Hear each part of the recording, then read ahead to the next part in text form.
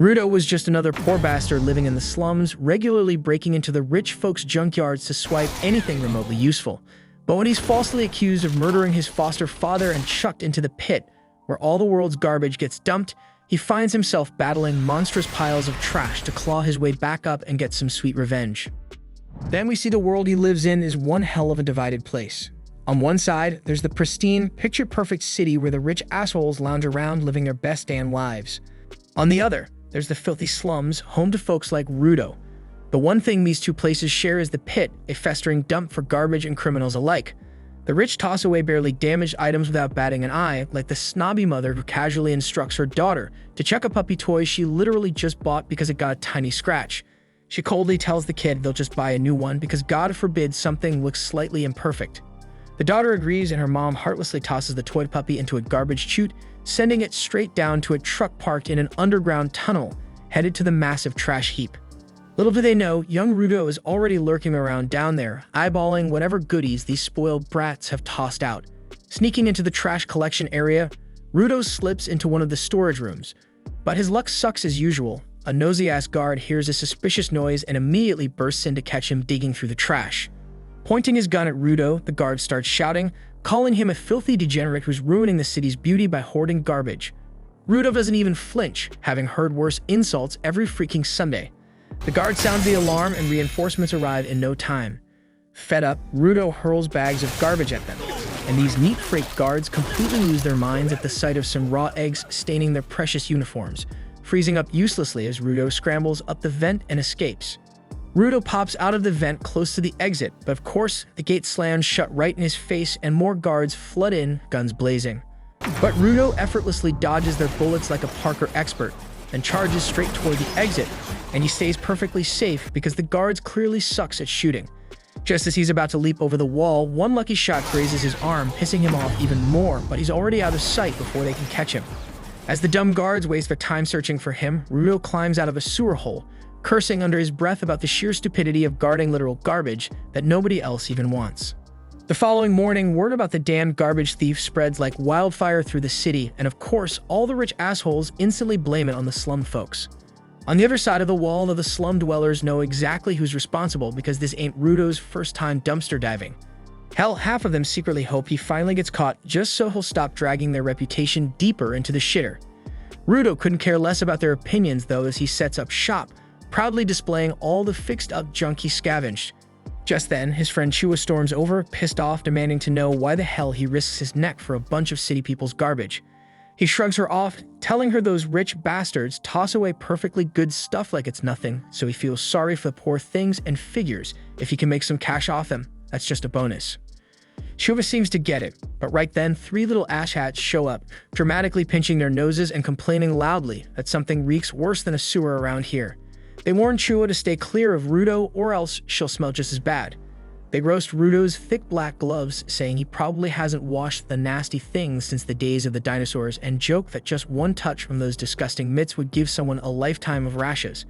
One kid takes it further, kicking over the lantern Rudo had just fixed, sneering that no one in their right mind would buy that piece of junk. Then the little brat mocks Rudo's hands themselves, calling them even creepier than his crusty gloves and saying that's exactly why he keeps them covered. Rudo silently endures the roast session, but the second one of them crosses the line by calling him a murderer's son. His patience snaps, and his eyes flare with sudden rage. Yet they keep running their mouths, saying the slums were built to cage criminals and all the residents here are just their messed-up descendants.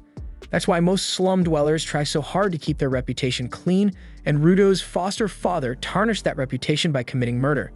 At that point, Rudo unleashes a death glare so intense the kids damn near shit themselves, scrambling away while shouting insults from a safe distance, claiming Rudo will end up just like his father. Rudo just quietly gets back to fixing the lantern, and Chua steps closer, softly reassuring him that she knows deep down he's a good guy and nothing like his father. Rudo immediately gets awkward and red-faced at the compliment, but before he even stutter out a thank you, Chua's eyes catch sight of the puppy toy he'd grabbed from the dump last night. Turns out he'd picked it specifically as a gift for her, hoping to finally level up his pathetic-ass charisma stat. But just as he's about to hand it over, Chua's mom storms in, interrupting his moment and dragging Chaiwa away before he can complete his cute mission. After that awkward-ass moment, Rudo heads back home only to find his adoptive dad Ragto chilling there waiting for him. Ragto immediately starts clowning him, perfectly mimicking Rudo's nervous fumbling when he tried handing Chua the puppy. Rudo goes bright red, embarrassed as shit because he had no clue Ragto was watching the entire disaster unfold. Ragto laughs it off and says they'll discuss his pathetic love life later, but first he needs to talk about Rudo's latest junkyard adventure. Ragto gently reminds him there's no need to push himself so much, as they're not completely broke. He figures Rudo probably feels indebted because he adopted him after Rudo's biological dad got thrown into that hellhole for murder. Rudo quickly insists that's not how it is. He genuinely thinks of Ragto as family and is just doing his part. With a knowing smile, Ragto advises him to be equally honest with Chua, causing Rudo to fluster so badly that he accidentally reopens his wound from the gunshot last night. So Ragto instantly tends to him, carefully applying first aid and changing the bandages on his hands as well. Looking at his scared-up hands, Rudo remembers they've been screwed up for as long as he can recall. Everyone always judged him for it, and sometimes they'd randomly hurt like hell for no damn reason until Ragto hooked him up with those black gloves, which somehow magically eased the pain.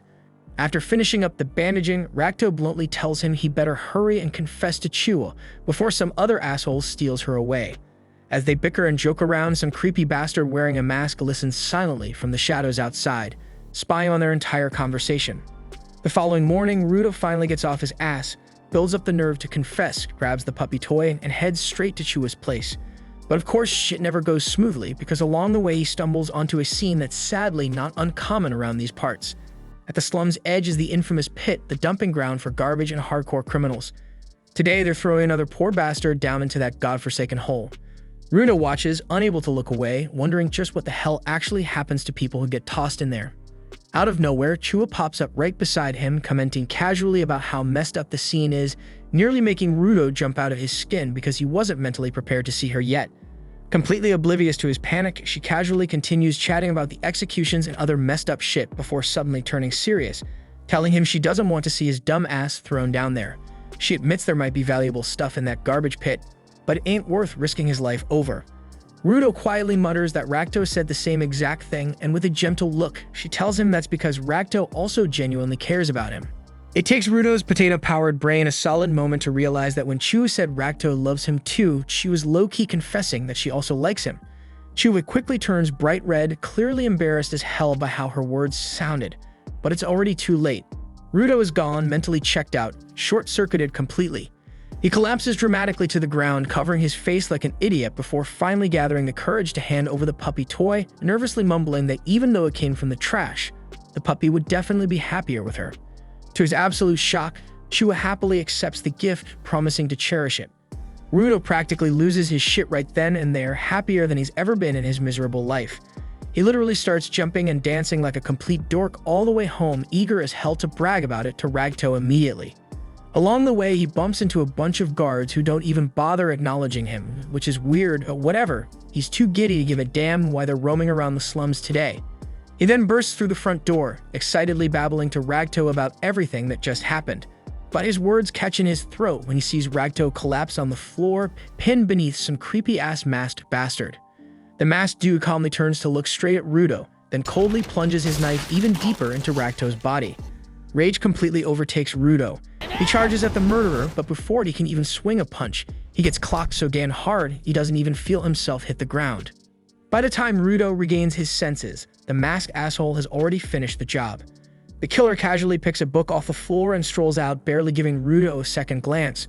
Rudo tries crawling after him, desperate for vengeance, but then a weak voice stops him in his tracks. Ragto is somehow still hanging on, barely breathing, and with his last ounce of strength, he begs Rudo to run. Panicked, Rudo rushes back to Ragto's side, promising he'll get help, but Ragto just weakly shakes his head, telling him to get the hell out and change this shit show of a world into something better. Then Ragto's body goes limp and Rudo's brain freezes, unable to even comprehend the nightmare he just witnessed. At that exact moment, the soldiers storm into the house, immediately zapping Rudo with their stun weapons and pinning him to the ground, accusing him of murder.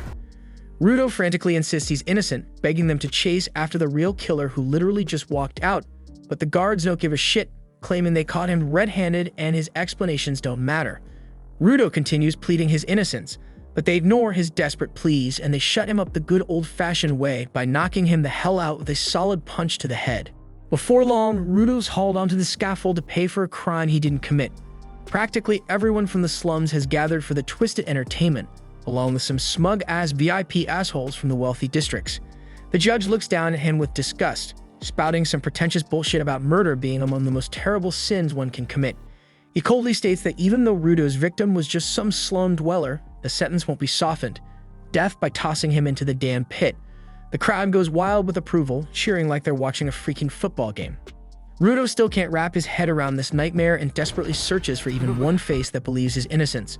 His eyes lock on the Chua standing in the crowd. He shouts at her, desperately pleading that he didn't kill Ragto, begging her to find the real bastard responsible. But Chua coldly shuts him down, saying she trusted him once, but he betrayed that trust. She bitterly calls him nothing but a son of a murderer after all, tossing the puppy toy aside as she turns her back on him.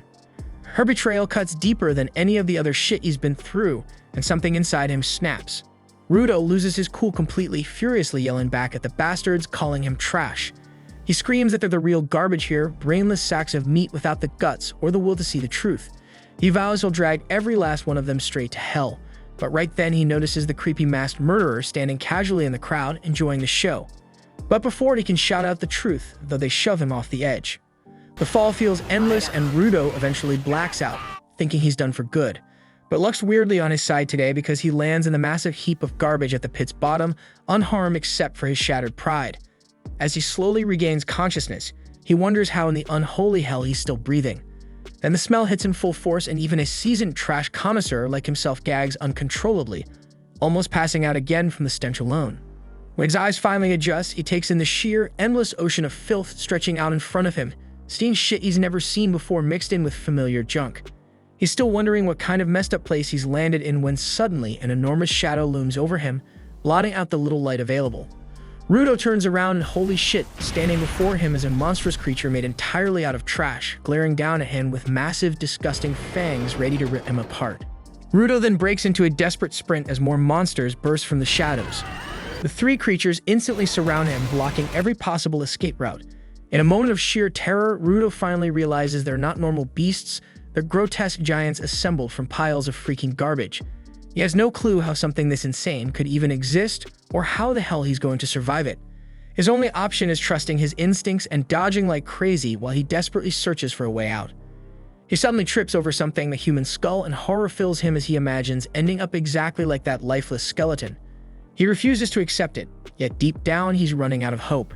Rage and despair hit him as he curses those bastards who threw him here despite his innocence, asking himself bitterly how things could have possibly gotten this bad. The garbage shifts beneath his feet, causing the ground to give way, sending him plummeting downward into the darkness.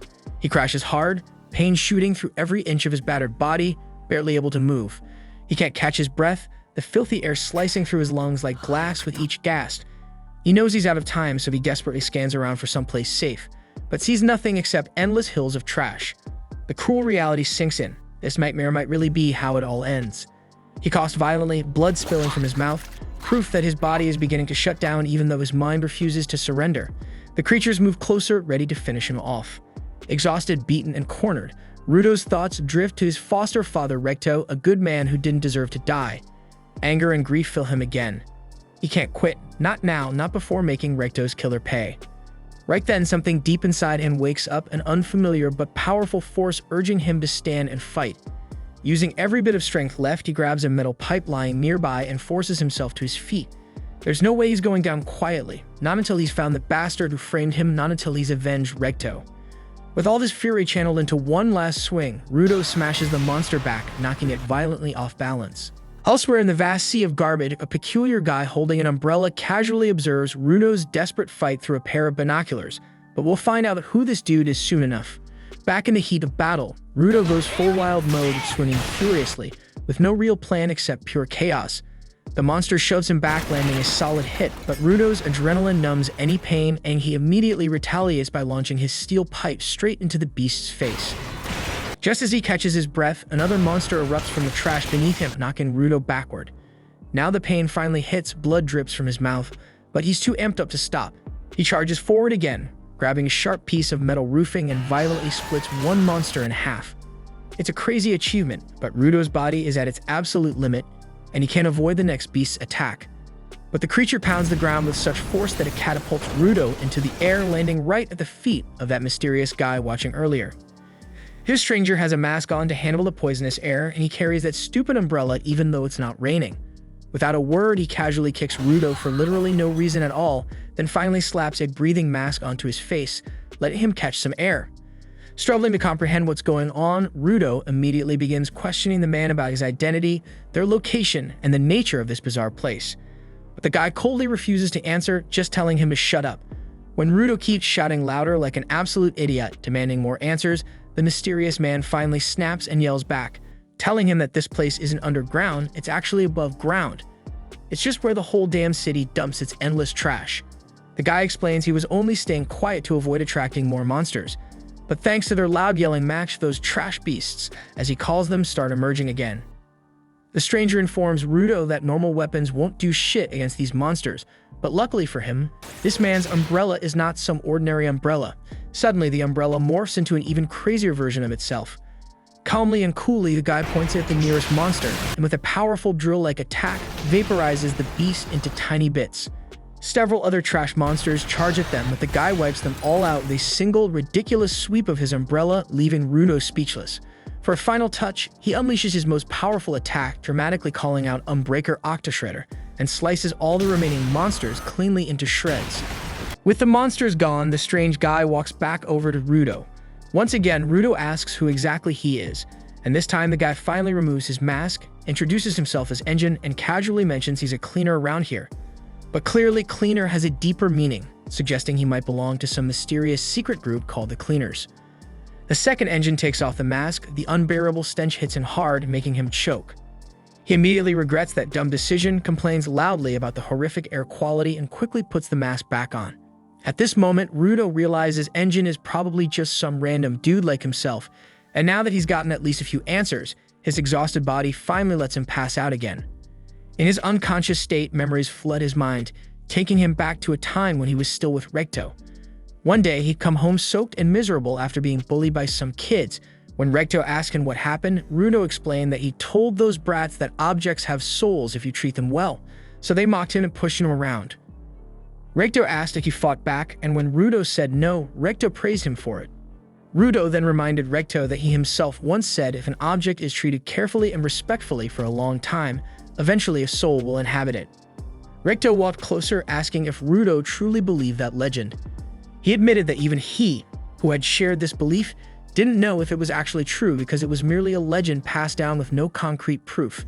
Still, Recto said he'd rather believe it anyway, that objects, when treated well, could indeed be inhabited by a soul. He gently dried Rudo off, remarking that even the towel could have a soul, or else how could it be so effective at cleaning a person's body? And Recto said that even the gloves Rudo wore could someday gain their own soul and help him out. They laughed together, joking that maybe even toilets could have souls if people treated them kindly enough. But that warm memory is short-lived as Rudo is dragged back into reality, a reality that's even crueler than he'd expected. But at least he's still alive after what just happened. He feels himself chained up and getting roughly dragged across the filthy ground. When he glances up, he realizes the person dragging him along is Engine, the same oddball from before. Engine clearly doesn't give a damn about Rudo's comfort, continuing to drag him mercilessly through the dirt. Rudo wonders if maybe it's finally time to just accept his miserable fate. But if he gives up now, that means giving up on revenge against all the people who wronged him, and he's not ready to let them off the hook just yet. Rudo desperately screams at Engine, demanding to be taken back to the surface. Engine looks at him like he's lost his damn mind, mocking him for thinking there's even a surface left to return to. Engine bluntly explains that what Rudo thinks is the surface isn't even there anymore. The world he came from is a sphere, a moving structure that's already drifted far away from where Rudo was tossed out, making any return impossible. But Rudo isn't listening to Engine's explanations. He stubbornly insists he'll scream nonstop unless Engine helps him get back. He pleads desperately, begging Engine to at least tell him more about this messed up world and the sphere. Engine, however, couldn't care less, and he ignores Rudo's begging, continues dragging him in silence, and eventually drops him off near a line of grimy-looking trucks. And without another word, Engine walks away. Rudo, panicked and frustrated, yells at Engine again, but the strange guy doesn't even look back. Rudo slowly turns around and sees a group of strange figures approaching him. At first, he isn't even sure if they're human, just praying they're not another bunch of monsters about to rip him apart. Thankfully, they don't seem hostile, at least not yet. They approach curiously, surprised and amused by the fact that he's still alive. They ask if he's actually from the sphere, and when he confirms it, they excitedly remove their masks and hurry closer. They reveal it's been forever since they found someone from the sphere who wasn't already dead, so seeing one alive shocks them completely. One of them kindly steps forward, pretending to help Rudo by removing the chains. Relieved, Rudo instantly concludes these folks must be better than Engine. But unfortunately, he couldn't be more wrong because these people are far worse. They immediately rebind him tighter than before, roughly chaining him to one of the trucks. Laughing cruelly right in front of him, they talk openly about the huge profit they'll make from selling him. Not only do they plan to sell his body, but they gleefully discuss chopping him up, selling his head, eyes, ears, everything. They mockingly ask if he actually believed they cared, reminding him harshly that everyone here hates people from the sphere. In fact, spherites fetch such high prices precisely because of how much they're despised. You might be wondering why spherites are hated so damn much, and honestly, the reason isn't complicated. The folks up there on the sphere keep dumping all their garbage down here into the pit, poisoning the air, ruining the environment, and turning their trash into deadly monsters. Countless people have lost their loved ones to these creatures, so the hatred toward anyone from the sphere runs deep. One of the men picks up a handful of trash and shoves it toward Rudo, mocking him by saying he better eat it if he wants to stay alive, since they need him breathing to fetch a good price. And once they sell him, they'll gladly pay extra to watch him get tortured. The guy forces a chunk of garbage right into Rudo's mouth. In blind rage, Rudo snaps, biting down viciously and ripping the skin clean off two of the man's fingers before swallowing them whole. He then defiantly grabs another handful of trash and eats that too, telling them he doesn't give a damn about their whining over trash, monsters, the sphere, or anything else, because all he feels is pure fury. Suddenly, his body ignites in an intense surge of red energy. The chains binding him transform into a weapon he instinctively wields. At that moment, he remembers Recto's words that objects, if treated with care, can gain souls of their own and even save you someday. Engine watches silently from a distance, recognizing immediately what's happening. People who can harness souls from objects are known as givers.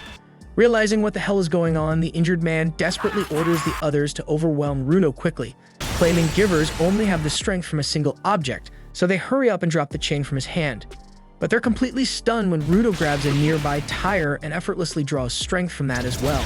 Now they realize this isn't just any ordinary giver. He can control multiple objects and he's insanely powerful. Rudo takes them all down one by one, and as he's about to finish off their leader, Engine steps in, grabbing Rudo's arm and suppressing the raging red energy instantly. Rudo regains his senses, confused and disoriented, but recognizes Engine immediately. Engine apologizes for ditching him earlier, saying he did it only to see exactly what Rudo was capable of.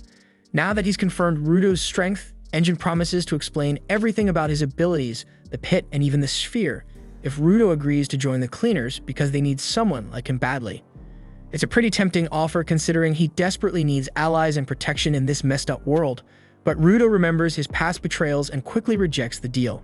Apparently, Engine doesn't understand the meaning of the word no, because the next thing Rudo knows, he's getting dragged to a clinic for treatment, while Engine excitedly calls his buddy, bragging that he's just recruited a once-in-a-lifetime genius into the cleaners. Rudo is floored by this revelation since he's pretty damn sure he never agreed to anything.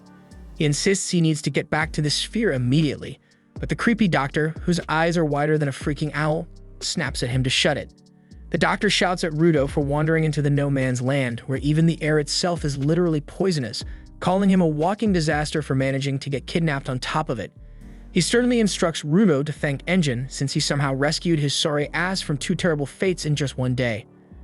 Rudo silently curses Engine under his breath, then moves on to mentally cursing the creepy doctor, who apparently is actually an old woman and gets incredibly offended when Rudo mistakenly refers to her as an old man. Once she finishes patching him up, she promptly boots both Rudo and Engine out onto the street.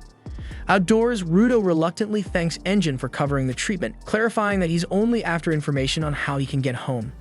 He firmly tells Engine that he doesn't have time to waste joining his little cleaner club or whatever they call themselves, but Engine just sighs in disappointment, mentioning that he'd hoped Rudo would have learned something about how spherites get treated down here after being kidnapped.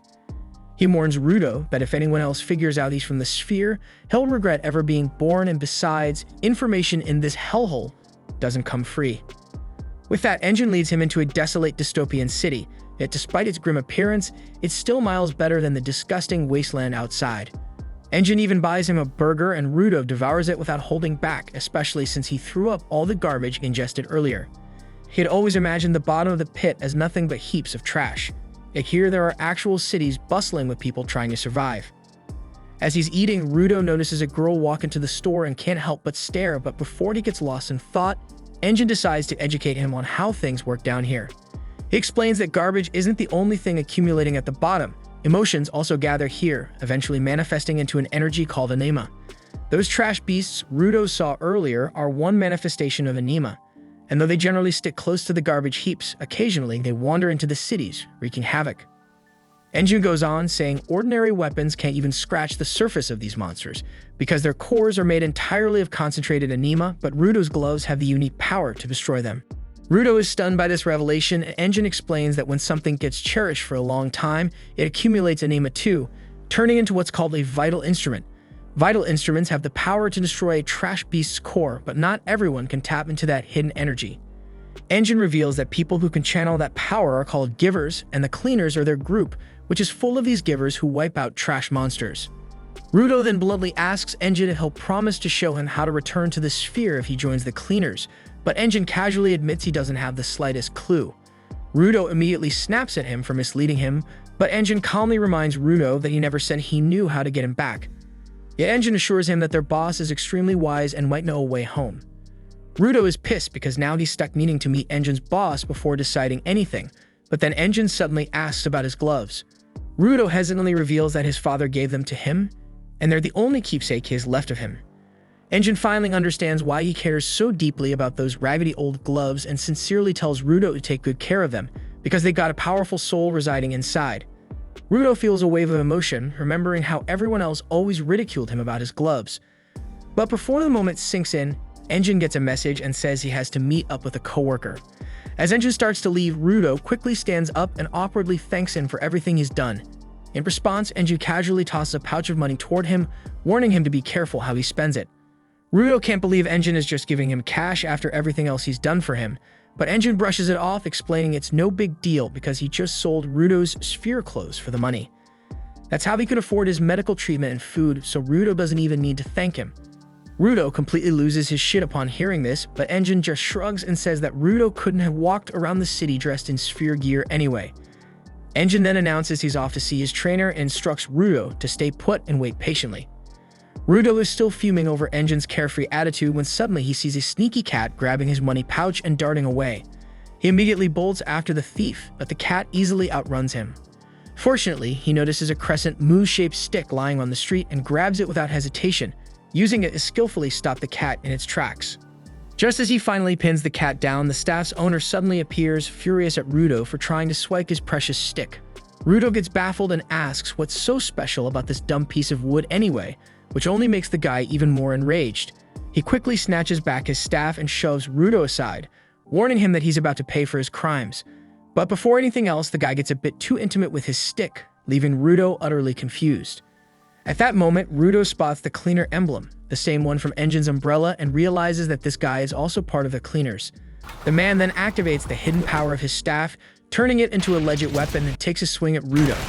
Thankfully, he intentionally misses since Enjun already filled him in about Rudo earlier. Calming down, he introduces himself as Zanka, explaining that Enjun asked him to handle Rudo's training. He sighs, saying he never expected he'd have to teach a brat basic manners like not stealing other people's stuff, but Rudo defensively explains that he was just borrowing the stick to get his cash back from the cat. Zanka remarks that Rudo's dad probably didn't raise him right, and that immediately pushes Rudo's buttons, because insulting Recto is the one thing he can't tolerate. Yet, as anger boils inside him, Rudo suddenly recalls something Recto once told him. If you really want someone to hear you out, step back first and try seeing things from their perspective. Taking a deep breath, Rudo admits to himself that Zanka has every right to be mad. After all, he took his precious treasure without asking. He imagines how he'd feel if someone took his gloves even accidentally, realizing it really was his own fault. So swallowing his pride, he sincerely apologizes to Zanka.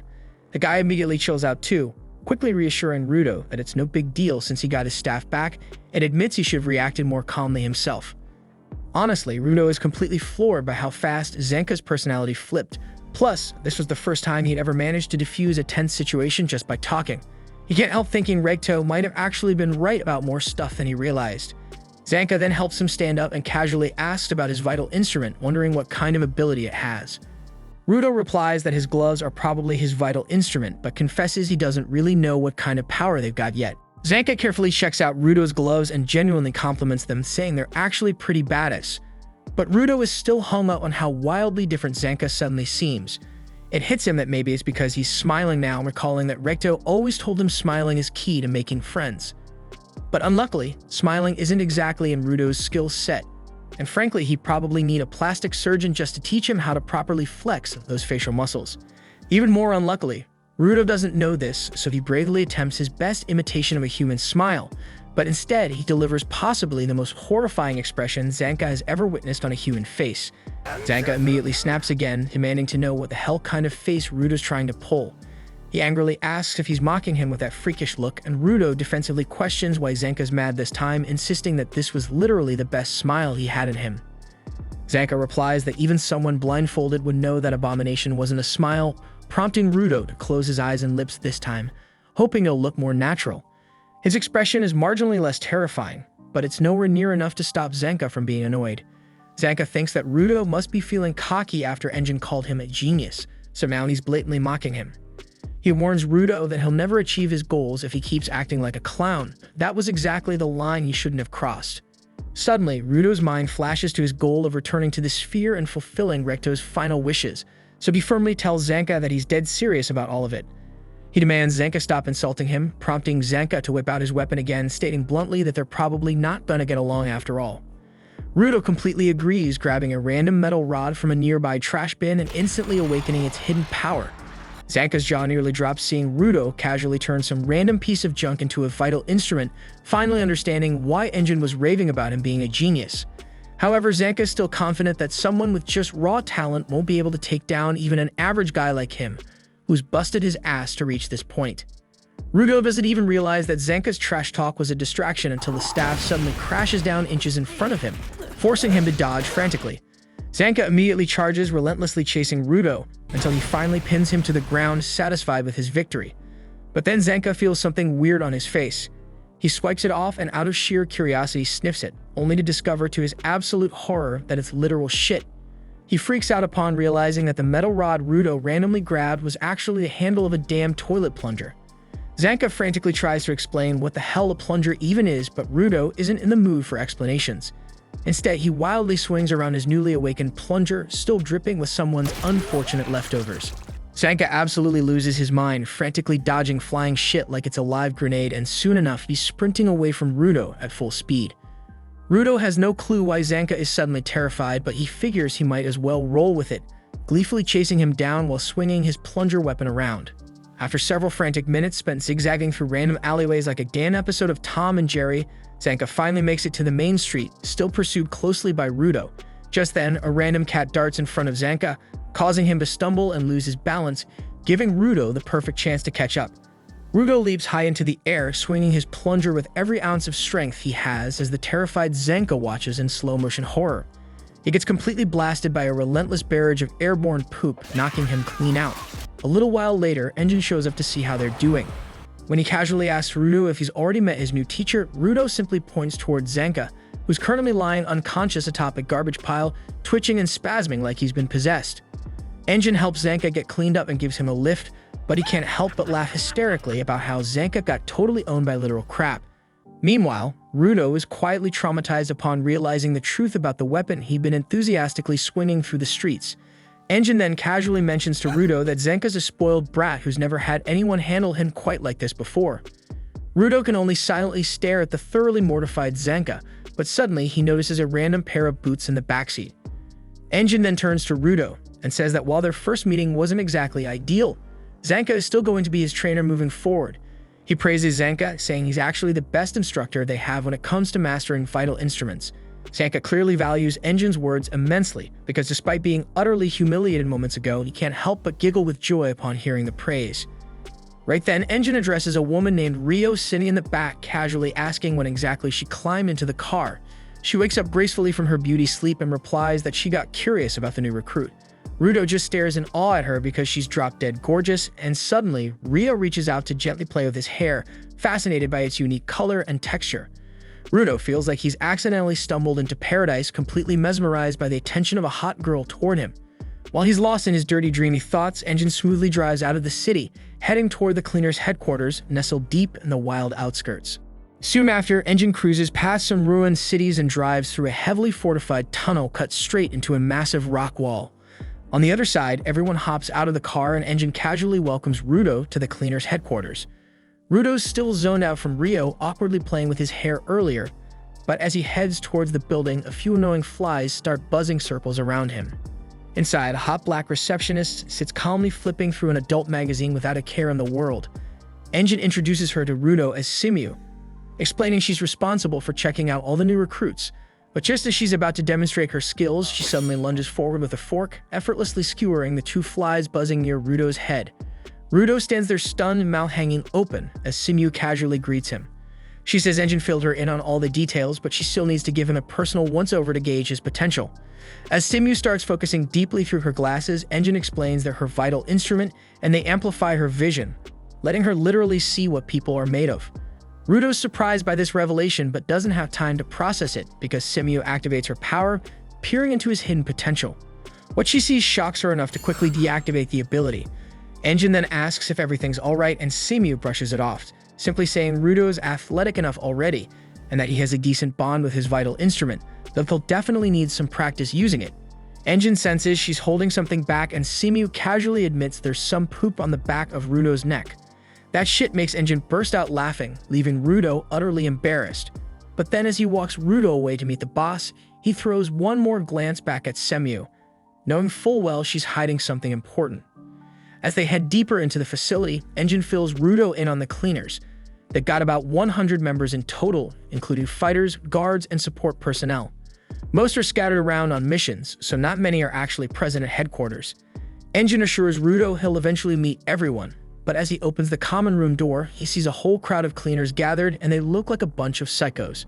So he awkwardly slams the door shut again, deciding introductions can definitely wait. Finally, they arrive at the boss's office, but before entering, Engine advises Rudo not to immediately ask how to return to the sphere, and he suggests offering his services as a cleaner first to gain favor. Engine also warns him not to mention anything about the boss's vital instrument, as nobody knows what it actually is or what it does. Naturally, Rudo's curiosity spikes, but when they enter the room, it's completely empty. Right then, Simu pops in and tells them the boss is away on a mission and won't return for a few days. Rudo's confused by this, but Engine casually explains it's pretty normal around here and he'll just have to wait. That makes Rudo fuming, and he wonders what the hell he's supposed to do in the meantime, when Rio suddenly shows up, smiling and inviting him to tag along with her instead. She clarifies that he can't officially become a cleaner until the boss approves him, so for now he can just tag along as her trainee, an arrangement she's happy with since she wants to get to know him better. Rudo's brain momentarily short-circuits because he's never had this kind of female attention in his entire sad life, and without a word, he obediently follows her like a good boy. They head straight to the strategy room, where Simu briefs everyone that a small town near a polluted zone has urgently requested help after spotting small trash beasts nearby. Rudo is puzzled, asking what exactly these polluted zones are, causing Simu to realize Engine didn't even bother explaining the basics to him. She sighs and gives Rudo a quick rundown. The land is divided into safe zones where humans can survive normally, and garbage-infested polluted zones home to the dangerous trash beasts.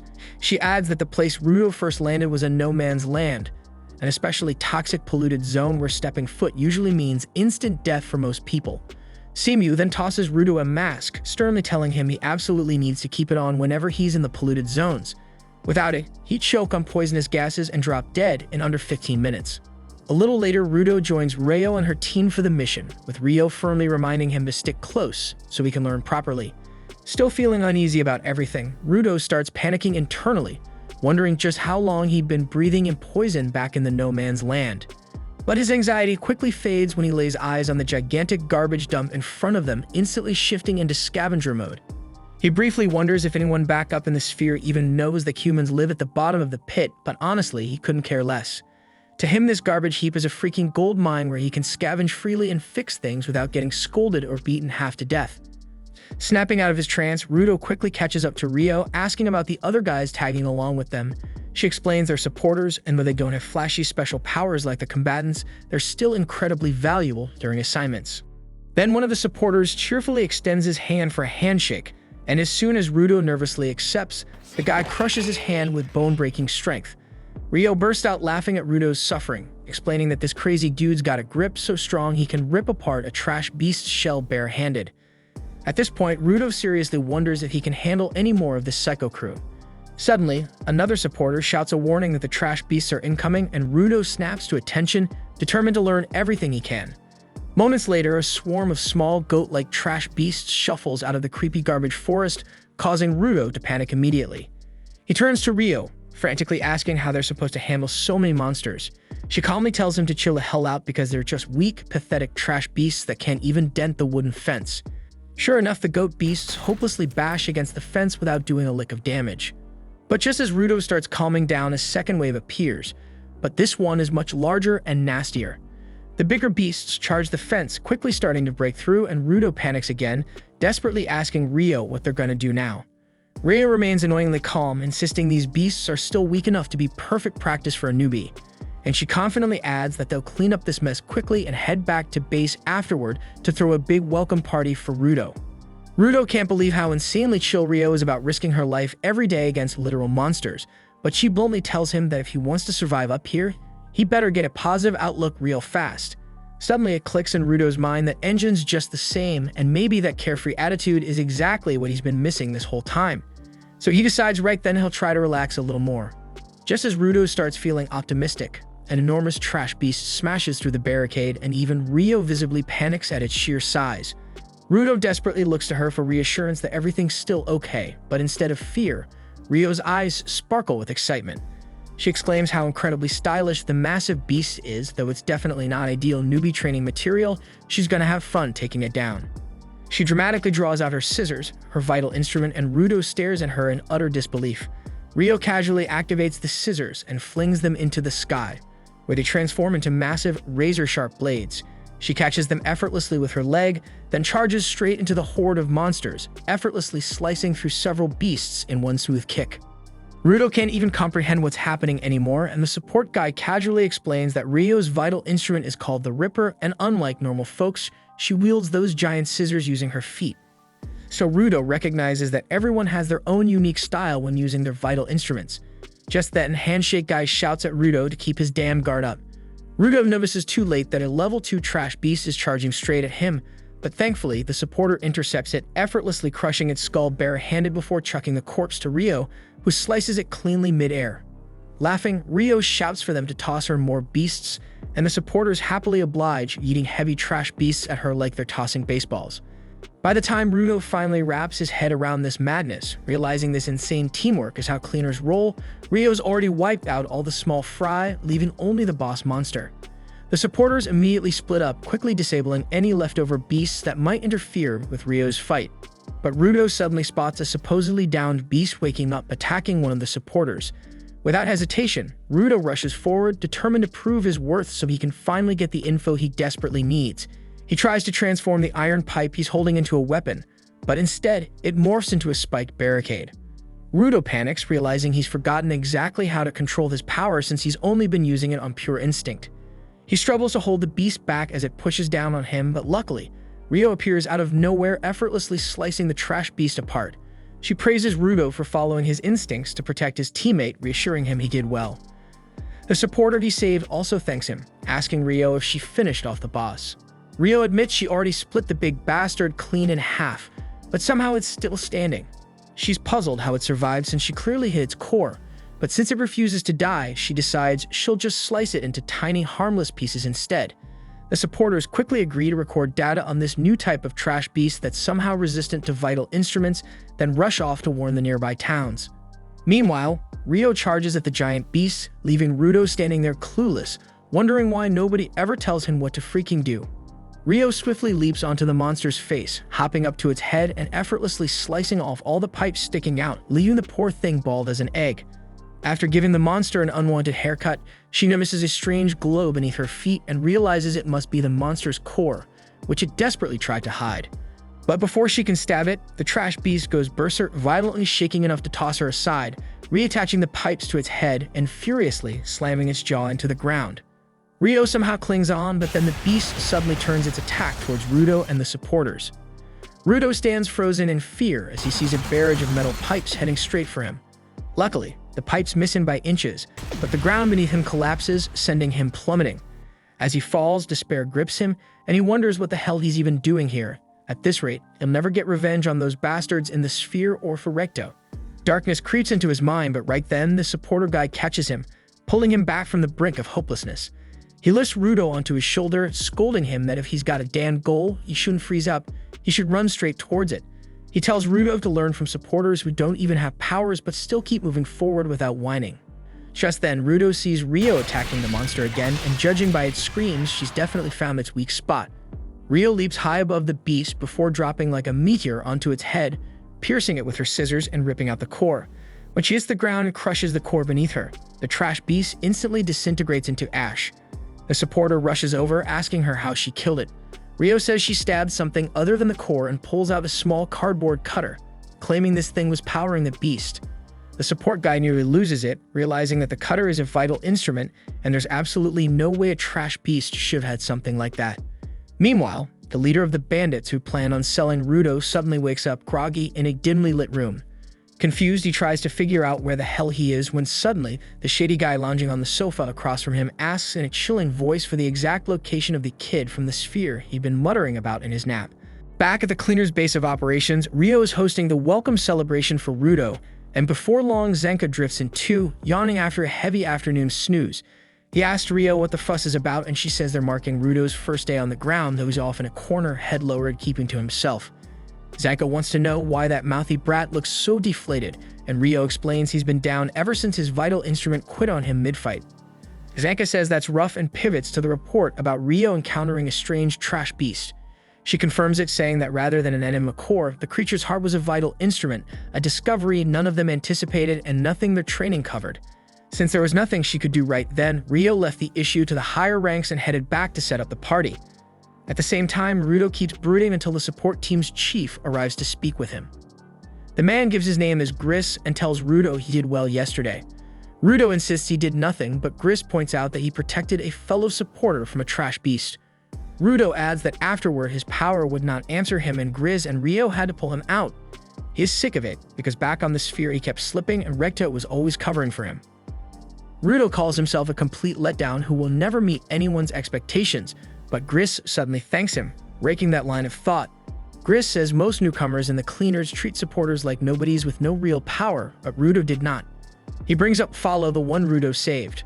Follow joined to be a combatant, but without a vital instrument, he is serving as a supporter, guarding a cherished item he hopes will become his weapon one day. Gris tells Rudo not to obsess over getting stronger or chasing other people's expectations. He asks what Rudo always wanted, even before everything went wrong on the sphere.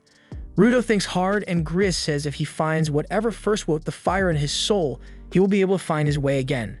Then he gently pats Rudo's head and tells him to have faith in himself. That simple gesture hits Rudo harder than any words, and his emotions overwhelm him because that warm pat on the head was something his father used to do for him. So tears threaten to spill, but suddenly Engine walks over, drapes an arm across his shoulder, and ruins the emotional mood. He asks why Rudo has not touched his food, and a moment later, Rio and Zenka show up. They all tell him to get back in the mix since he is the guest of honor, and because the spread is disappearing fast. Moved by how much they care, Rudo falls in with them. While they eat, one guy flicks on the music and snatches a handful of spray cans. Then he starts misting the wall of color like Banksy, and Engine tells Rudo to keep an eye on the one named Gob, since he acts on impulse and ignores everyone else. As Gob sketches his mural, the others gripe at him, telling him to hold off until they finish their meals. But as already said, he couldn't care less. Down on the ground floor, the hot Simi returns to her desk, already expecting the phone to ring any second. The instant it buzzes, she picks up and takes a request. Then she calls in Zenka along with a crew of supporters to handle it. Zenka asks why Rudo is even with the squad when he has not been formally accepted into the cleaners. Simiu says the job they just got ties directly to Rudo. She explains it came from a merchant ambushed by a trash beast while crossing a polluted zone. He got out alive, but his valuable cargo was taken and he wants them to put the beast down and recover it. This is where Rudo matters because the cargo is a living spherite. Everyone is stunned, and Simiu notes that seeing two living spherites topside at once is extremely rare, which means something is off, so she wants Rudo to examine it himself. Rudo mulls it over, and Gris tells him to rein in his feelings before he decides. Rudo knows his power is unreliable, and that could weigh the team down. but he still wants to meet the other spherite in case it offers a clue about getting back to the surface. He chooses to go and Zenka is not thrilled, but Simu knows exactly how to win him over. She says the assignment was meant for Engine, but he is tied up on another job right now, and he said he trusts Zenka to take it. That is all it takes to flip the #1 Engine fan, and he cheerfully leads the team into the polluted zone. As they move along, Rudo asks Grizz whether he goes without a weapon, and Grizz replies that he does carry a knife, though he trusts his own hands more. One of the supporters chimes in that Grizz actually keeps a talisman he prays over often, and Grizz reddens, embarrassed that the secret slipped. He decides to show Rudo the charm, saying it is nothing remarkable, but it gives him something to hold on to. Right then, they spot a spooky-looking girl standing behind them. The spooky girl claims she is the merchant who hired them for this job. So Rudo immediately fires questions about the spherite, and the merchant says she was hauling her luggage when she stumbled upon an unconscious spherite. Worried for him, she picked them up to carry them away, but a trash beast attacked and made off with the spherite. Rudo presses the merchant, asking if she intends to sell the spherite, and she rejects the charge, saying she does not want that and is simply very curious about spherites. Zanka thinks the tale reeks like the dump they are heading toward. Trash beasts attack humans on sight, and they do not go out of their way to kidnap one. He decides something is suspicious, but will deal with it when the time comes. The merchant then leads them to the building where the trash beast ran after abducting the spherite. Zanka then tells everyone to stay on guard because the creature could strike from any direction, but when they step inside, the place is bare except for a single figure at the far end. The merchant says that it is the spherite and starts pushing Rudo toward them, and the other cleaners end up shoved along too. Once they get close enough, Rudo realizes it is not a person at all but a doll dressed like a spherite, yet it is already too late as the merchant hops backward, telling him to hurry. The very next moment, the floor beneath Rudo's feet turns to mud, and the whole group plunges to the level below. They ask themselves what just happened, and the merchant asks whether they are all right. They answer that they are fine and ask what this place is and where the spherite is. The merchant gives a creepy laugh and points at Rudo, saying he is the spherite. Then she turns to mud and melts away. Right then, two voices hail the spherite giver, and a pair of violet electric glows glide toward them out of the dark. Zanka pieces it together on the spot, mostly because of those purple crackling lights. He knows the crew behind this are the raiders, and they are not even pretending to hide that they intend to snatch Rudo from the cleaners. Rudo, thrown by this new bunch of oddballs, hears Gris explain they are this world's bandits, and the part that makes them lethal is that all of them are givers too. He orders his squad to carve out an exit, while he and Follow will shield Rudo. He assigns Zanka to deal with the two raiders alone, and though Zanka hesitates, he sees there is no alternative. The supporters bolt the other way at once, and Gris tells Rudo to stick with them. Rudo says he can handle a pack of bandits himself, but Gris warns him not to discount the raiders, especially when they do not know what gifts they carry. Elsewhere, Zanka needles the raiders, saying he always figured they would come for Rudo, though he did not expect them to track him this fast. He asks if they intend to sell him, since a living spherite could fetch enough coin to retire in comfort. The raiders laugh and say they are not planning to sell Rudo. Rather, they are hungry for knowledge about the sphere, and a spherite is the best source they could ask for. They want answers to a lot of things, especially how they crossed the barrier and lived. Zanka is curious about the barrier claim too, but he decides to finish the raiders quickly. He says that since they orchestrated this whole setup, he does not need to worry about a trash beast. The female raider answers that he still needs to worry about the mud dolls she can create whenever she likes, and Zanka says he can swat weak targets like that with his eyes shut. He then snaps his staff to life and starts wiping out the mud dolls, but the male raider blends into the decoys and strikes from behind. And Zanka barely twists in time before the punch slams him hard into the column. Once more, the man ducks into an earthen decoy, and the female raider sneers that cleaners only ever brawl with trash beasts, so they have no clue how to handle people. She tells him this is the last round of Find the Real One he will ever play, and Zanka braces himself and throws in everything he has. He keeps smashing the clay puppets, yet the male raider keeps slipping in and punching him from behind. Zanka is boxed in now, and when he lunges for the female raider to put her down, his feet shoot out on a mud trap she laid beforehand. She says he is the only fighter in the crew who can challenge her, and once he drops, the rest will be helpless. She says his loss is only a matter of time, but Zanka barks that if she wants to keep running her mouth, she should start a podcast. He adds that at first he figured she was steering the mud puppets with that shovel, while the guy used his vital instrument to dish out the damage. And after watching them a bit longer, he realizes that the first raid was off. The man is just throwing punches, and his vital instrument looks like the snowshoes that let him move freely on solid footing. Now the smooth footwork despite all the muck underfoot makes sense, and he jeers at the pair, calling them a perfect little combo. The woman snaps at that and tells him to shut up, which he absolutely does not. He says he may lack experience fighting people, but he understands his own vital instrument far better than they do. That is why he can pull off things they cannot, and she lunges at him. Zanka then slams his staff into the floor, sending a wave of sound rolling through the chamber. He reads the changes in vibration as it ripples through the mud effigies, and the moment it runs through the one hiding the male raider, he pins his location. He bursts forward at full tilt and drops the man with a single hit, then clips the female raider as well. As she blacks out, her creations collapse at once and Zanka mutters they were nothing but rookies. But suddenly, the raider's leader materializes behind him and says he should try someone stronger if he is still unsatisfied. At the same time, Rudo and the support squad reach the egress door at last. Gris swings it open to reveal a stairwell leading up, and he orders the other supporters to head upstairs and call for reinforcements while he stays behind to see if Zanka is alright. A moment later, a figure comes rushing their way, so they assume it's Zanka, thinking he has already finished off the raiders. Instead, it's the enemy boss in the flesh. The boss starts studying Rudo closely with a measuring stare, verifying that the target is indeed him. He then vaults onto the doorway and pulverizes the surrounding masonry, sealing the exit as he identifies Rudo as the Spherite Giver.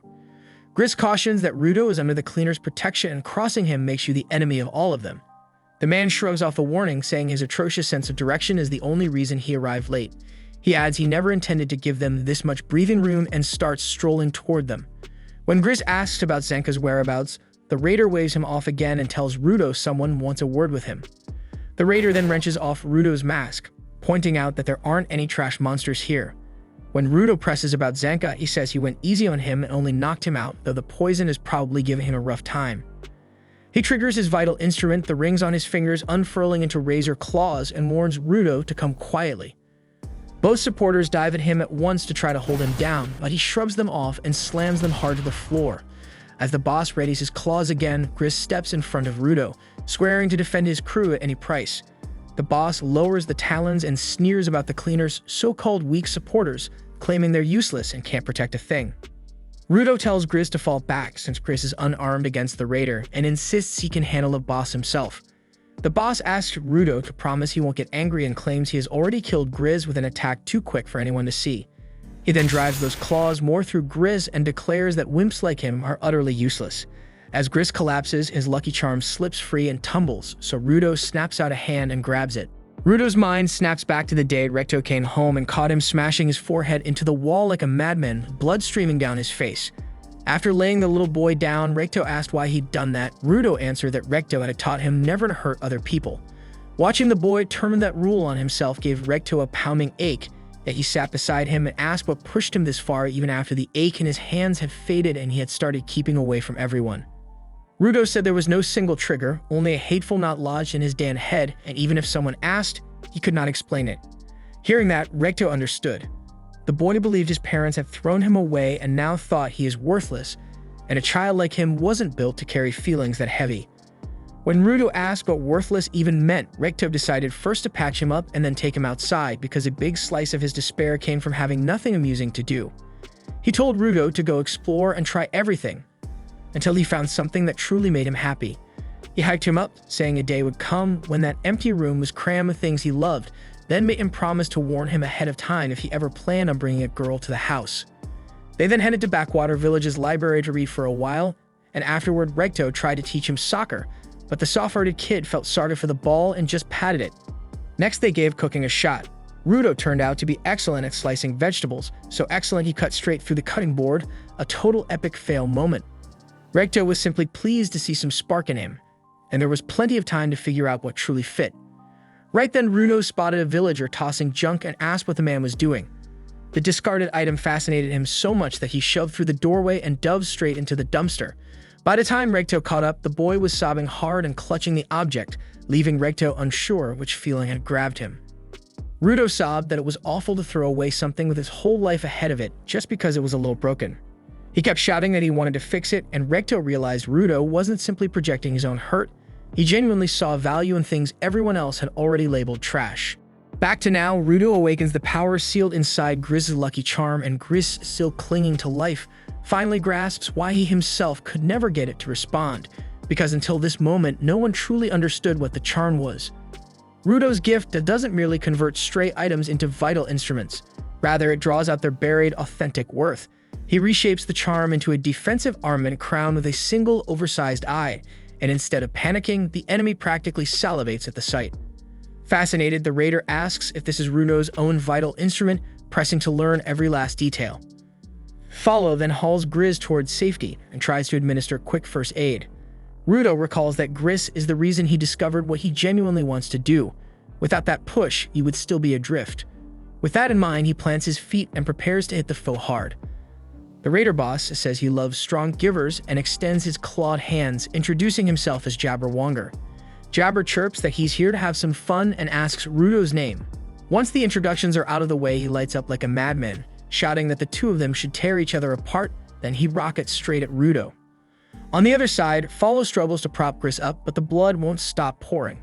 Watching Rudo fight, Grizz realizes he couldn't act before because his emotions have fogged his purpose, but now nothing is left to distract him.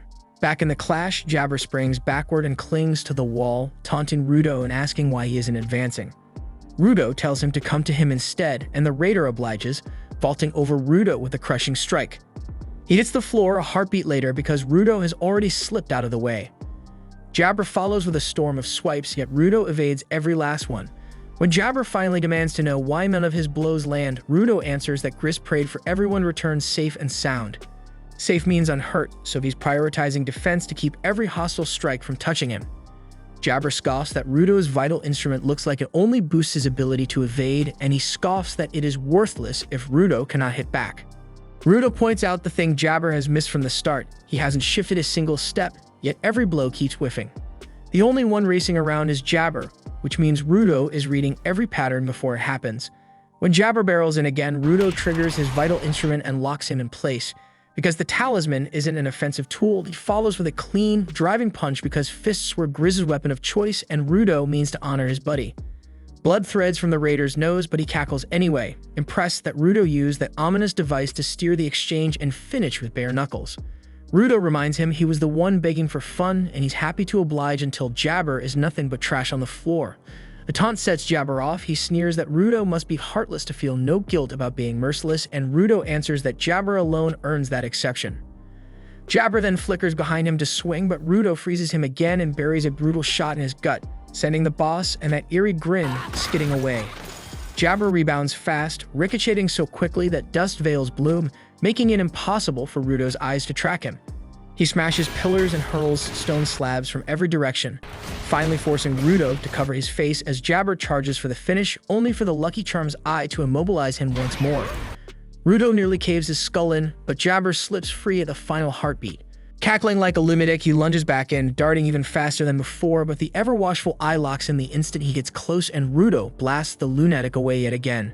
After that, the madman starts ricocheting so quickly he turns into a blur, while Rudo keeps dodging his swings and pounding him with counters. As Jabber keeps howling, Rudo shuts him up with a final 1-2 that briefly knocks him senseless and sends him staggering back until he thuds into the wall. Seeing him panting like a hound, Rudo tells him to quit already, but Jabber only grins because he hasn't been roughed up this badly in ages, and he figures Rudo did love it too. Rudo recoils at the hideous look, but the man suddenly sobers and lays out a theory. Rudo's vital instrument probably reads an enemy's murderous intent and shifts him out of danger. But he noticed while flinging those stone slabs that things without bloodlust don't trip the mechanism at all. Then, wearing a warped smile, he explains his own vital instrument Mankira, saying the right claw carries a toxin strong enough to paralyze a target until they can barely breathe. Then he suddenly drives that claw deep into his own chest. Rudo stares, baffled, while the madman laughs, savoring the pain. And that's when Jabber explains that if he blacks out from the poison and his body keeps fighting on autopilot, there will be no killing intent for the eye to sense. As he gushes about how thrilling this will be, his consciousness ebbs and Rudo watches in mute horror. As the man's body twitches, his eyes then roll back and the wall behind him blows apart. Jabber then erupts into a violent frenzy, rising to his feet while still completely unconscious and letting out a deafening roar that nearly shattered the air. Rudo stood frozen, stunned, as Jabber launched himself forward in a rapid, spinning rampage, tearing through everything in his path like a living wrecking ball. Rudo barely managed to dodge out of the way, baffled by how someone so out of it could still possess that much power. In that moment, Rudo spotted Follow and Grizz a short distance away. If Jabber's rampage shifted toward them, they wouldn't stand a chance. Without hesitating, Rudo bolted in the opposite direction to draw Jabber's attention, and the plan worked. Jabber lunged at Rudo again, and this time Rudo attempted to activate the talisman's power to halt the attack, but the artifact failed to respond the way he expected. Forced to defend himself, Rudo intercepted the blow and flipped Jabber over with a clean judo throw. Jabber's head smashed into the concrete, cracking the ground, but it did nothing to slow him down, and he rose with the same wild, blood-fueled energy. Watching this, Rudo realizes that raw combat instinct and pure resolve can push someone beyond limits. But then another thought struck him, and it's maybe Jabber's actually a masochist. His mind flashed back to his younger days on the sphere, getting picked on by local bullies. He never fought back, not because he was weak, but because Recto had told him not to. One day, the other kids mocked him, asking if he was some kind of masochist. He hadn't understood the term at the time, so he asked Recto about it when he got home. Now that he understands what it means, he figures if Jabber is one of those freaks who enjoy suffering, and he has no damn clue how to stop him. But before he could dwell on the thought any longer, Jabber continues his charge, blind with rage, and Rudo can only dodge and block where he can. He keeps retreating under the pressure, but Jabber breaks through and is about to land a deadly blow until Zenka's staff flies in and slams Jabber to the ground. Rudo recognizes the weapon instantly, and Zenka arrives a moment later, barely standing but fueled by the need to settle things with the opponent who walked away before finishing their fight. Rudo asks if he's in any shape to keep going, but Zenka tells him not to insult him. Then he notices the item Rudo's using and comments that he's finally getting the hang of it. Rudo responds that it's not doing much since it doesn't stop Jabber in this crazed form. Zenka quickly picks up on how the talisman only responds when there's real hostile intent, and Rudo is caught off guard by how fast he figured that out. Zenka explains that while he was struggling to get there, he had watched Rudo's fight from afar. He decided to analyze his techniques so it would help him later when it came time to train him properly. Zenka points out that since Rudo can't utilize the talisman offensively, and his own movements are severely hindered by the poison, neither of them currently has a way to take Jabber down. But he has a plan, and he asks Rudo to let him strike him just once. Rudo is taken aback by the request, but Zenka clarifies. If he attacks with genuine hostile intent, the talisman might react by transporting Rudo to the exact spot where Zenka wants to be. That would allow him to get close enough to land a critical blow. Rudo asks what happens if the talisman doesn't activate, to which Zenka simply replies that he'll just have to take the hit like a man. Before they can discuss it further, Jabber regains consciousness. So the two prepare themselves as he charges forward and slices clean through the stone pillar near them, but both manage to avoid the strike. Zenka then warns Rudo not to let even a scratch from those claws land because any contact would cause paralysis. Zenka becomes angry after saying that because he remembers what happened to him, so he decides to let out his rage by swinging at Rudo. And just as planned, the talisman triggers, launching Zenka directly toward Jabber and allowing him to deliver a solid blow that sends him flying. Zenka is impressed it worked, but Rudo is furious because the fact that the talisman reacted proves Zenka really meant to hurt him. But Zenka brushes it off, saying it was just an experimental test. He then walks back toward Rudo and casually says the two of them might actually make a good team. And as Jabber recovers and rushes toward them again, Zenka swings once more. The talisman responds, launching him forward again, and Zenka uses the momentum to crash into Jabber with another brutal strike.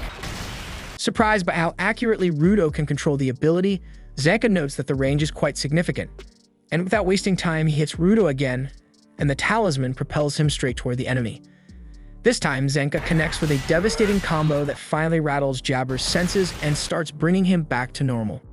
As Zenka landed and tried to steady himself, his legs gave out and he collapsed to the ground. Believing the fight was finally over, he let his guard down, and Rudo did the same. In that moment, the talisman began to glow faintly before suddenly disintegrating into fine dust, crumbling away like it had been erased from existence. Rudo's eyes widened in horror because the artifact was Griss's and now it was gone. He tried to reach out and catch what was left of it, but the remnants scattered through the air, slipping through his fingers. Panic surged through him and he started to break down. Zenka, watching closely, questioned whether the talisman had shattered due to Rudo's ability or if something deeper was going on. Rudo, on the other hand, blamed himself entirely. The emotional collapse quickly turned physical, and his body twisted uncontrollably as he hit the ground, shaking violently like a fish thrown onto dry land. Then Zenka noticed something alarming: claw wounds along Rudo's back. At some point, Jabber had struck him without them realizing. At that exact moment, Jabber poked himself with his own left claw and stood upright again, fully alert and seemingly unharmed. Glancing around the wrecked area, he casually commented that he must have done a solid job while in his berserk state. With no remorse, he started walking toward Rudo. Zanka shouted at him to stop, demanding to know how he was still moving after taking such punishment. Jabber paused and began explaining that his left claw contained a powerful anesthetic that nullified pain, allowing him to operate as if nothing happened. He added that the venom from his right claw, which had already taken effect on Zanka, should keep him paralyzed for about 30 more minutes, but just to be safe, he decided to give Zanka another dose. Zanka couldn't resist, and Jabber plunged the claw into him again, leaving him gasping on the ground, barely able to breathe. With his only obstacle removed, Jabber casually approached Rudo, still trembling and unable to move. Without a word, he picked him up and began carrying him away. Zanka lay helpless, unable to even call out. He could only watch as Rudo was taken, powerless to stop it. At the same time, Jabber walked on, satisfied that his mission was accomplished, and he didn't even spare a thought for his two downed teammates back in the ruins. As for Rudo, he's still conscious inside his immobilized body and was overwhelmed with guilt, blaming himself entirely for putting everyone's lives on the line. Right then, Jabber launched himself through the hole in the floor left by one of his teammates, but instead of landing inside another room, he suddenly found himself outside. That wasn't supposed to happen because he clearly remembered the map layout. As confusion set in, he spotted Rio already waiting for him. Before he could react, Engine appeared at her side and struck him hard in the stomach with his umbrella, sending him crashing into a nearby wall with bone-shaking impact. Somehow, Jabber managed to stay conscious, and through his dazed vision, he noticed that Engine wasn't alone and several other intimidating cleaners were standing beside him. It turned out the support staff who escaped earlier had sent out a call for help, and Engine's group had been close enough to respond just in time. One of the support members anxiously asked if Gris and the others might have been killed. Engine reassured her that they were tougher than that, and they wouldn't go down so easily. He then instructed her to assemble a team and go rescue them. Meanwhile, Jabber began shouting at the group, clearly overwhelmed by their presence. He admitted they looked terrifying and that he wasn't in any shape to fight, and the sense of powerlessness only thrilled him more. Engine, visibly disturbed, realized in that moment that Rudo had been going toe-to-toe with a total masochist this whole time. Rio dryly commented that Rudo looked better than she expected, while some of the other cleaners muttered that he looked even worse than they had imagined. The big guy gets pissed off, saying it was unacceptable for someone to harm one of their own, but another member immediately told him to shut it, annoyed by his loud reaction. Engine then stepped forward and told Jabber that he was under arrest and would be taken in for questioning. He asked if Jabber really believed he could go after the cleaners and then disappear into the shadows like nothing happened. That only makes Jabber more excited, and he blurts out if they're gonna throw him in some lifelong cell where he has to scheme up an escape plan all by himself. Rising to his feet, he admitted he knew he was going to lose. Still, he had orders to bring Rudo back, and he wasn't going to return to base as a failure, even if it cost him his life. He activated his weapons once more, bracing for a final clash. But just as he was about to charge, someone grabbed him from behind in a tight embrace, whispering for him to stop. Jabber instantly recognized the one holding him back, and it was one of his fellow operatives. He told her to let go, insisting he still had a mission to complete, but she quietly reminded him that their time was up and there was nothing more they could do now that the cleaners had arrived. Still unwilling to back down, Jabber remained fixated on his objective. But then she mentioned that their boss had been smiling with a genuine wide smile. That comment made him freeze in place, and she tightened her arms around him, keeping him from making any reckless moves. After a moment's hesitation, Jabber finally gave in and agreed to retreat. As he stepped aside, a shimmering manhole-shaped portal appeared in the wall behind him. Turning back to the others, Jabber calmly announced that he was leaving. He asked them to pass along his regards to Rudo, assuming the poison had knocked him out by now. But to his surprise, Rudo was still conscious. Summoning all the strength left in his body, he forced himself to his feet and shouted at Jabber to stop because their fight wasn't finished, and Jabber raised an eyebrow, impressed by his resolve. Rudo then promised that he would make him pay for what he did to Grizz and the others, and Jabber smiled, clearly entertained, and replied that they'd settle things another time. Then he noticed the gloves Rudo was wearing because the design on them caught his attention. His face lit up with excitement as he remarked that the boss would be thrilled to hear Rudo had something from the limited special series. Then, without wasting another second, he follows the lowly girl into the portal, and once he dropped the cover into place, the portal vanished without a trace, leaving everyone around stunned by what they just witnessed. Later, Zanka and the others were successfully extracted from the building. The effects of the poison eventually faded from Rudo's body, so he rushed to Grizz's side. Grizz was still alive, though severely wounded and losing blood. Rudo apologized, distraught over the destruction of the talisman. Grizz, though weak, admitted it had meant a lot to him. Rudo nearly collapsed under the weight of guilt, but Gris gave him a faint smile and said that if the talisman ended up helping him, then it had served its purpose. As he finished speaking, the last remaining fragments of the talisman scattered into the wind, and Rudo stood there quietly, unsure of how to feel. This was the end of episode 7. Subscribe to not miss the next episode.